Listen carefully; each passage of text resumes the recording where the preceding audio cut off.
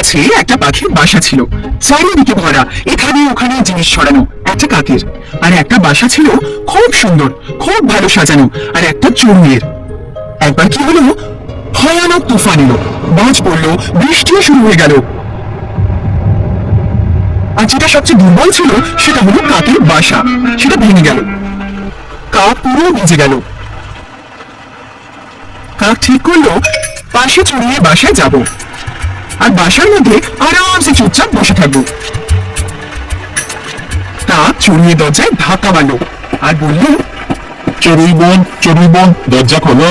চড়ুই বলল, কাক ভাই একটু অপেক্ষা করো, আমি আমার ছেলেকে স্নান করাচ্ছি। কাক একটু অপেক্ষা করলো, তারপর বলল, চড়ুই বোন দরজা খোলো। চড়ুই বলল, একটু অপেক্ষা করো কাক ভাই, আমি আমার ছেলেকে জামা পরাচ্ছি।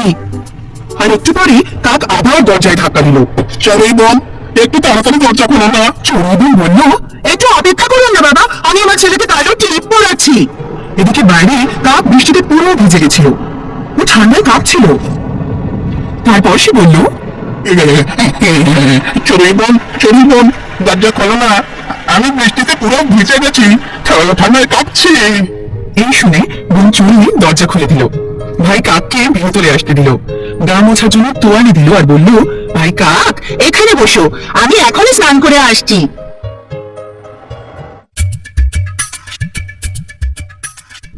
কাক ভাই রান্নাঘর থেকে ক্ষীর বানানোর সুগন্ধ পেল।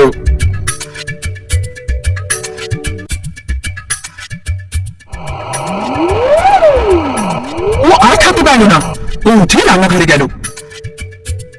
গরম গরম ক্ষীরের গন্ধে কাকে খুব খিদে পেয়ে গেল।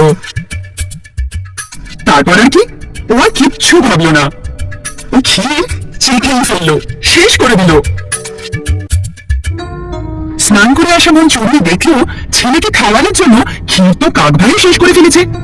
ও খুব রেগে গেল।